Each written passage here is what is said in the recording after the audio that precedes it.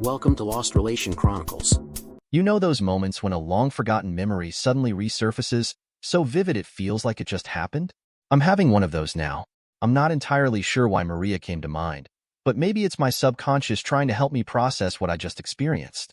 Tonight, when I walked through the door, I found my wife of 32 years, Kathy, waiting for me. She was all dressed up, looking absolutely stunning. She's still a knockout when she puts in the effort. For a moment, I thought it might be a special occasion, and I was excited, anticipating a good night ahead. Kathy had clearly put a lot of thought into her appearance. A new dress, a fresh hairstyle, and those sexy heels that always turned heads. She was a vision, and it reminded me just how much I love her and how lucky I am to have her in my life. But the moment didn't last. She guided me over to the dining table, where a Southern Comfort Manhattan was waiting for me, and in less than 3 minutes, she shattered all those warm feelings into dust. In this story, I'm not even going to bother telling you how Kathy, my wife for the present anyway, and I met. What for? The fact that we are ending it tonight, and how she chose to do it is more significant. Somewhere between her apologizing for falling in love with another man and going into detail how it had just happened, my mind slipped back to the Maria. As Kathy was always a bit wordy, there was plenty of time. It was 1975 as I recall, and I was stationed on a Coast Guard cutter operating out of Portsmouth, New Hampshire. My ship was the Coast Guard cutter Resolute, and we had been on fisheries patrol nearly 2 weeks. Normally, these patrols were just boring and routine, but this one had taken a different turn. At the edge of the Grand Banks, a distress signal had come in from a stricken ship, the Maria. My ship poured on as much speed as we could and reached the injured vessel in a little over 5 hours. Upon reaching the scene, it was clear that this ship was in dire straits as she was clearly down by the bow. Being a member of the boat crew, it fell to me and 2 others to operate the ship's small boat to transport a damage control party to the sinking ship and then stand by. The Resolute hovered about 200 yards from the Maria as my small boat circled around waiting for the call to take on survivors or bring more equipment from the cutter. When we had first gotten on scene, I could see the tips of the Maria's propeller, but it quickly became evident that more and more of that propeller was coming out of the water. Waiting in a small boat gave me ample time to observe the ship, and I noted a few items about her. The first thing I noticed was that the Maria was British. On her stern was clearly labeled her home port of Liverpool. The second thing I noticed was her age. This vessel had to have been at least 40 or 50 years old, but she was in remarkably good condition. The ship was about 150 feet in length and clearly showed that as fishermen went, this one's captain liked his ship clean and well-maintained. As it became apparent that we were losing the battle with the sea for the possession of the Maria, our boat was called back to the vessel to start ferrying the crew over to the Resolute. The crew, about a dozen or so, all looked bleak, as if they were all waiting to hear of the passing of a close family member. This was, in a way, a correct assessment, as a sailor does tend to form a deep attachment to a ship. However, this crew remained very calm and disciplined throughout the ordeal, another testament to their captain. Within 10 minutes of landing the crew on board the Resolute, and then returning to our standby position, the sound of a large explosion reverberated from deep inside the ship. When the eruption faded, the boat coxswain yelled, "That must have been a watertight bulkhead letting go." Almost immediately after he called that out, it became clearly evident that the Maria suddenly dipped deeper into the sea. All of us in that boat knew then that the Maria had little chance of survival. Our radio went off a few minutes later with orders from the damage control officer to return immediately to the Maria and take off all unneeded personnel. As we returned, we embarked the captain of the vessel, who came along only under protest, as he claimed the right of any captain to be the last to leave his stricken vessel. As a young man, I was struck by his calm deportment and dignity in this trying situation. This was the first I had seen of the man, and he boarded our boat in the fashion of a true British officer. He was wearing an officer's bridge coat with a visor hat, and had a beard that was speckled with gray. When he moved, it was almost with a military presence, and you just felt that this man was born to command. However, when you took a closer look, you could almost read the distress in his eyes, but by his demeanor he handled this forced removal as if it were an everyday occurrence. The man let no emotions escape, did not raise his voice or argue with the officer in charge. Instead, he acquiesced to the situation and comported himself with dignity and pride. Halfway back to the Resolute, we were ordered to return immediately to the Maria to evacuate the damage control party. That damage control party was the old girl's last hope. Without their pumps and shoring up, she was now being consigned to her fate. We did as ordered, removing the boarding party post-haste, and began our trek back to the ship. Nobody talked as we left the Maria except the officer in charge of the damage control party who only said, almost to himself, there was no more to be done. The only thing keeping her afloat is her main bulkhead, and when it goes, she will sink like a rock. I couldn't justify risking my men based on the structural integrity of one bulkhead. Everyone in that boat knew that they had done everything possible to save the ship, but there comes a time when you realize that no matter how hard you try, there will be no success. As we headed back to the Resolute, nobody felt good about it. Just about halfway back to the ship, the last bulkhead let go. I had never heard a ship die before, and I hope to never hear it again. The vessel literally sounded like a woman screaming in pain that lasted for about 30 seconds, although it seemed much longer. When the Maria gave out her death scream, I looked over at the old British captain on board and noticed that he was almost biting his upper lip with his lower teeth.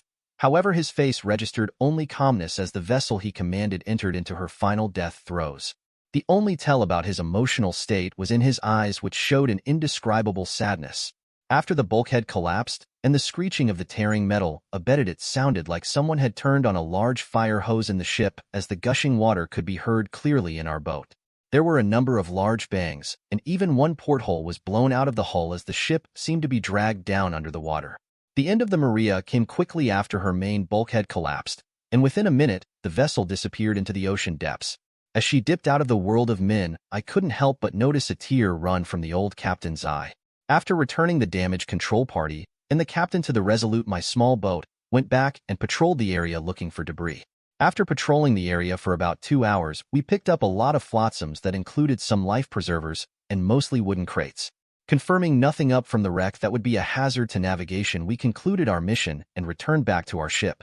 The next day, the British captain of the Maria was shown all the items we salvaged from the sea, but he only picked up a life preserver that had the ship's name and home port stenciled on it. As he held it in his hand, he looked at our captain who had accompanied him and said, "I'll keep this, captain, just to prove that she once existed." The captain of the Resolute must have felt the man's pain as he only replied, "I understand completely, captain. What are your plans now?" The old British captain smiled for the first time since I had first seen him. "What else, captain? Carry on with my life and find another ship." That was the last time I saw them together, and to be truthful, the last time I had thought about the Maria until today. James, are you all right? Why aren't you listening? This is important." I looked over at my soon-to-be exasperated ex-wife Kathy and responded, "Yes, Kathy, I am fine, considering." "Sorry." Her face blanched at that comment, but she continued on, "James, I still love you.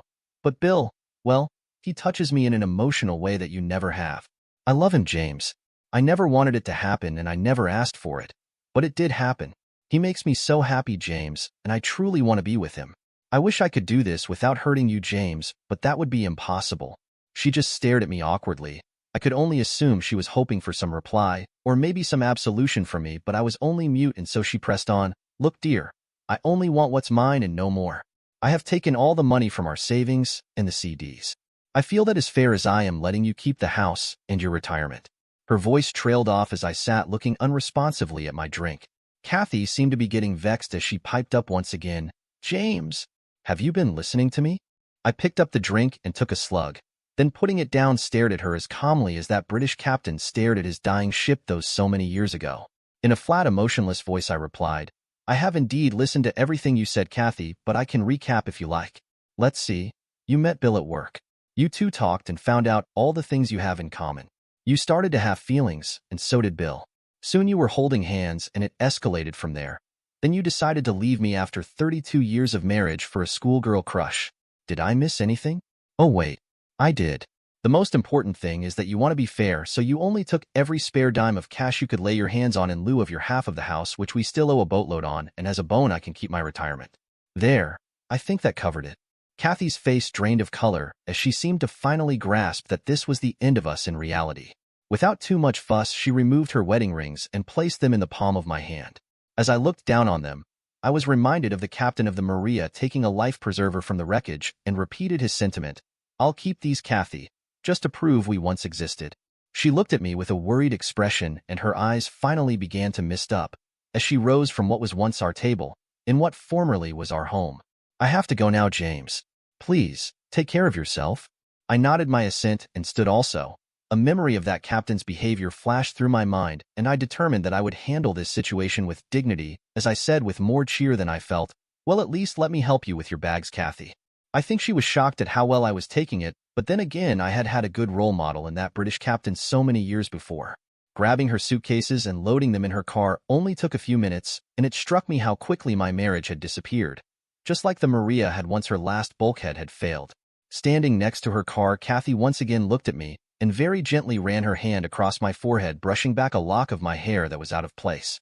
With concern written on her face and a wavering voice, she timidly asked, "I know I have hurt you, James, and I am so sorry for that, but I hope you know I had to go because I never would have been happy again if I stayed with you, and I would blame you and treat you badly, and neither one of us would be happy again. Please forgive me, my love." I wanted to hate her, but that was just not in me at that point. Maybe later when it had all set in and the shock wore off, but not now. With no malice, I managed to get out, "I forgive you, Kathy, and I set you free. Find your happiness while you can and have a good life." The tears were rolling down her cheeks liberally now as she managed to sobbingly ask, "What will you do now, James?" With more confidence than I felt, I smiled and replied just as that British captain had so many years ago, "What else, Kathy? Carry on with my life and try to find another to share my life." Kathy's hand on my head ran through my hair with almost urgency as she looked into my eyes and said, "Will you kiss me goodbye, James? Will you kiss me like you still love me, please?" I looked at her sadly, replying, "I never go after another man's woman, and as you have now given yourself to another, I can't. So no, Kathy, I cannot kiss you. I have set you free and forgiven you. That is the extent of my decency." I gently removed her hand from my head and returned them to Kathy's side. With those parting words, Kathy's resolve broke down, and she was sobbing openly as she got into her car and left. Just as quickly as the Maria had disappeared from the sunlight on that fateful day so long ago, so now had my marriage vanished with equal dispatch today. I never dreamed that a dead ship lying at the bottom of the ocean for decades would someday be my inspiration in such a trying time as this, but it was. As Kathy drove off to her new life, I recognized that I now had to start finding mine. I was scared and depressed over the prospect, but at the same time just a little bit excited over what the future might hold. Again, I was reminded of that British captain on board the Resolute when asked what he would do now. His response would be my guide from now on. "What else, Captain? Carry on with my life and find another ship." The divorce went through quickly, and Kathy was as good as her word and let me keep my full retirement in our house. I saw Bill at the final decree and was not all that impressed, but then again, I didn't have to live with the guy like Kathy did. I could tell that she really cared for him, and it was good to know that someone would be there for her. I would like to report that the final time I saw Kathy was in court, but it wasn't. After our divorce, I started to join support groups for single adults and did quite a lot of dating. I never found anyone that I wanted to spend the rest of my life with, but then again, I was a bit gun-shy after Kathy. About a year and a half after the divorce, I ran into Kathy in the mall. It was near Christmas, and I was out shopping for those few gifts I needed when I nearly ran into her in a store. At first, she was shocked, but then she hugged me, and with an excitement I had not seen in her face for years, asked me to go for a cup of coffee. I thought about it and decided why not. So off we went to catch up on each other's lives in the intervening time since the divorce. Kathy told me that she and Bill were no longer an item, and that I was right. It had just been a schoolgirl crush. She told me how Bill had promised to marry her, but when it came right down to it, he didn't want the responsibility. She apologized profusely and then shocked me when she said, "James, I know I was a fool, but I still love you. Is there any way you could see your way to forgiving me and taking me back?" I looked at her blankly. Wow, Kathy, I didn't see that one coming. I don't know what to say. Things are a little more complicated now. You see, I started dating a wonderful woman a while back, and we have been getting really close. I don't see how I could take you back without breaking her heart, and that is something I can't do. Do you understand, Kathy? I could see that Kathy was bravely trying to hold back her tears and keep her emotions in check. "I understand, James. I was a fool to let you go. We had a wonderful marriage, and now I miss it every day. I let it all slip away for a man who proved to be nothing more than sweet words and promises." She got a serious look on her face as she haltingly asked, "If it doesn't work out between you two, would you still consider me?" I smiled at her, trying to keep the mood light. "As they say at Kathy, that boat has sailed." She wiped her tears with a napkin, giving me a sad, weary smile. "If you don't mind me asking, what's her name, James?" I couldn't hold back a grin this time. "Well, Kathy, that's the funny part. I met this lovely woman named Maria. We just seemed to click right from the start." I walked away, and as I was walking away from my past life, I could hear the sobbing voice of my ex-wife. Dear listeners, please share your thoughts in the comment section below, and don't forget to like, share, and subscribe.